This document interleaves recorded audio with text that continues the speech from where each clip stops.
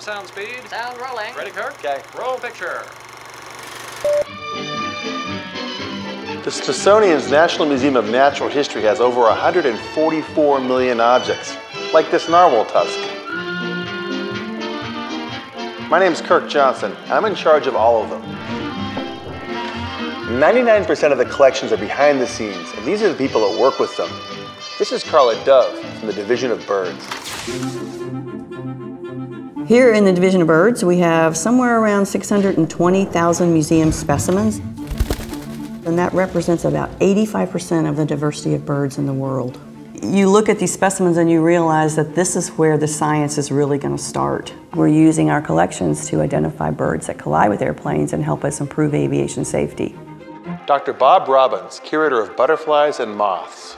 I have been professionally employed as a lepidopterist who works on butterflies for about 35 years. This is the essence of my being, is to know everything about butterflies. There's a whole world out there that, unless you look very closely, you don't see. And it's an interesting world, it's a fascinating world, and it is full of practical value for human beings. This is Ellen Strong, curator of mollusks. What I love about this collection is its breadth. We estimate that we may have as many as 20 million specimens. We are preserving a record of past life on this planet, of present life on this planet, and preserving that for the future. I take that responsibility very seriously in providing access and caring for the specimens for posterity. Dr. Jeff Post, curator of the National Gem and Mineral Collection. Minerals in this collection go from something that formed maybe in the last few tens of years to others that formed more than 3 billion years ago. We know right now there are more than 5,000 minerals that make up the Earth. And in our collection, we probably have more than half of those. Each one's a little piece of the puzzle. And you try to put all these things together and hopefully eventually understand the big picture of how the Earth works. And Floyd Shockley, collection manager for entomology. We have just a little over 35 million specimens in the collection. A third of all insect life on Earth is represented by at least one specimen in our collection. When you look at a collection the size of ours, you're starting to get to a point where you can ask really big questions. The questions related to global climate change, habitat destruction, and you can only answer those big questions if you have a lot of specimens collected over a long period of time from a lot of different species. To understand the Earth and the living things on the Earth, you need to collect those things and preserve them and study them.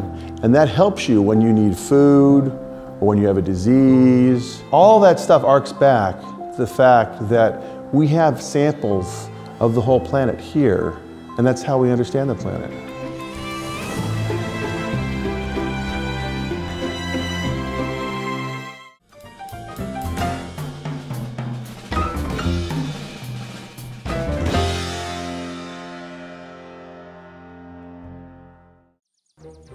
Estamos en Culpeper, Virginia, en Estados Unidos, dentro de este edificio que alguna vez perteneció a la Reserva Federal.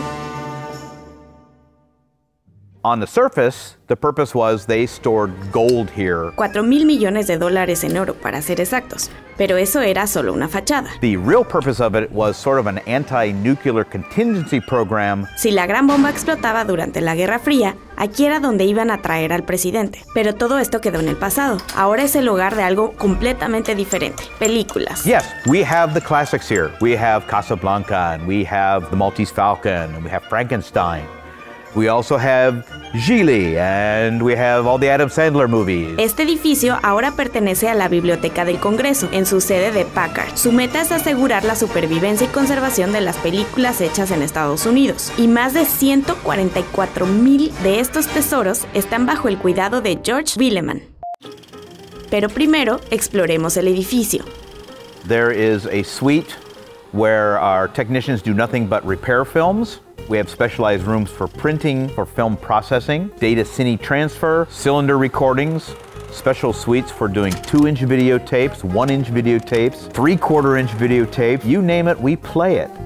Todos estos cuartos existen porque la sede de Packard se dedica a la restauración y a la conservación. Las primeras cintas fueron hechas de nitrato y George está a cargo de ellas. Él es el jefe de las bodegas de nitrato, el material para cintas de cine más antiguo y peligroso. We have 124 nitrate film vaults. They're very austere looking, like a high security prison, and they're very thick walled, designed to protect us from the films and the films from each other, because nitrate film has the basic same chemical compound as gunpowder and is highly flammable. A nitrate fire is like nothing you have ever seen, because it's almost like a controlled explosion. It burns with a bright orange-yellow flame, and it looks like a rocket engine. We have negatives in our vaults that are over 100 years old. Things come into us that have been in barns and warehouses and people's attics and basements. And I've been able to be involved in the restoration of several films that otherwise in the outside world would have no monetary value, but their historical value is immense. My interest has always been in early film, and I am getting a chance to work with one of the largest and most unique collections of early film in the world. I think I'm here for a reason. I think my purpose is to make sure that we remember, to know what we had and what we looked like and what we did. And film is one of the absolute best ways of doing that.